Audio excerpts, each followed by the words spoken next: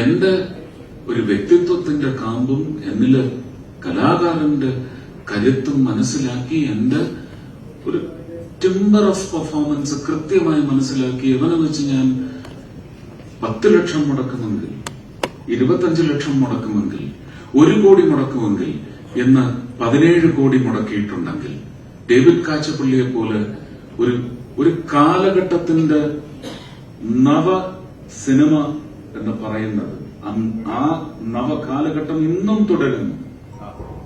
ഒരു കൂട്ടുകെട്ട് KG George കൂട്ടുകെട്ട്, യവനിക എന്ന് പറയുന്ന ഓൾ ടൈം ലെജൻഡറി അല്ലെ. അങ്ങനെ വരുമ്പോ ഗാന്ധിമതി ബാലേട്ടൻ സത്യം പറഞ്ഞ നിങ്ങൾ എന്നെ ഇവിടെ സത്യം പറഞ്ഞ ആദരിക്കുന്നത് വഴി എനിക്ക് വലിയ അവകാശ നിഷേധമാണ് നിങ്ങൾ നടത്തിയിരിക്കുന്നത്. ഞാൻ വന്നു കയറി സംസാരിച്ച് തുടങ്ങിയിരുന്നെങ്കിൽ പോലും ഇപ്പോഴും എന്റെ ഒരു ആട്രിബ്യൂഷൻ തീരത്തില്ല, എന്റെ സമർപ്പണം തീരില്ല. വലിയ നിഷേധമാണ് നിങ്ങൾ കാണിച്ചത്. എനിക്ക് അതിന് ഇനി ഒരു വേദിയും കൂടെ എന്തെങ്കിലും കാരണം പറഞ്ഞ് നിങ്ങൾ തരേണ്ടി വരും.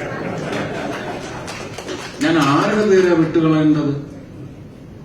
ഞാൻ ആരോടൊക്കെയാണ് നന്ദി? കോന്നിയൂർ ഭാസ് അദ്ദേഹത്തിന്റെ വരി ഓർക്കുകയാണ്, നന്ദി ആരോടൊക്കെയാണ് ഞാൻ ചൊല്ലേണ്ടത്? ഇതൊതുക്കി എന്നെ ഞെരുക്കിക്കണം. അപ്പൊ അവസരം ഇനിയും വേണം. അതിനുള്ള നല്ല മുഹൂർത്തമുണ്ടാവട്ടെ. അത് എനിക്ക് മാത്രമല്ല, സിനിമ വ്യവസായത്തിനും കൂടി ആ ഗുണം വന്ന് ചേരുന്ന തരത്തിലുള്ള ഒരു മുഹൂർത്തം എന്റെ ജീവിതത്തിൽ താമസിയാതെ, ഞാൻ അതിന്റെ വ്യംഗ്യമോ അല്ലെങ്കിൽ അതിന്റെ സൂചനയോ ഒന്നുമല്ല തന്നത്, ഞാൻ അങ്ങനെ പ്രാർത്ഥിക്കുകയാണ്. കാരണം ഇത് സന്ദീപ് ഇവിടെ നിന്ന് എന്നെ അങ്ങ് രാഷ്ട്രീയത്തിലോട്ട് ആണിയടിച്ച് ചേർക്കാൻ നോക്കിയപ്പോ എനിക്ക് തോന്നി ഇനി ഈ പിശാച് സിനിമയിലേക്കേ വരരുത് എന്ന് പറയുന്ന ഒരു നിശ്ചയം അവനുണ്ടായി.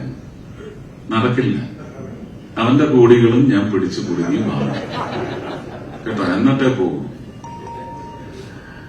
ഒരുപാട് നന്ദി എന്നൊറ്റ വാക്ക് പറഞ്ഞ് ഞാൻ അവസാനിപ്പിക്കേണ്ടി വരും.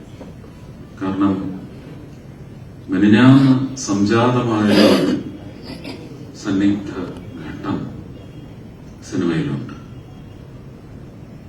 വെറും ഊഹാപോഹത്തിന്റെയോ അല്ലെങ്കിൽ മറച്ചുവെക്കലിന്റെയോ അല്ലെങ്കിൽ ഒതുക്കി വെക്കലിന്റെയോ ഒക്കെ പേരിൽ ഒരുപാട് പേര് ജീവിച്ചിരിക്കുന്ന ജീവച്ഛവങ്ങളോ അല്ലെങ്കിൽ ജീവിച്ചിരിക്കുന്ന രക്തസാക്ഷികളോ ആയി മാറി സമൂഹത്തിന്റെ മുമ്പിൽ, സമൂഹത്തിന്റെ മനസ്സിൽ ഒരു തുരുമ്പെങ്കിലും അവഹേളിക്കപ്പെടുന്ന അവസ്ഥാവിശേഷം ഇന്ന് സിനിമയ്ക്കുണ്ടായിട്ടുണ്ട്.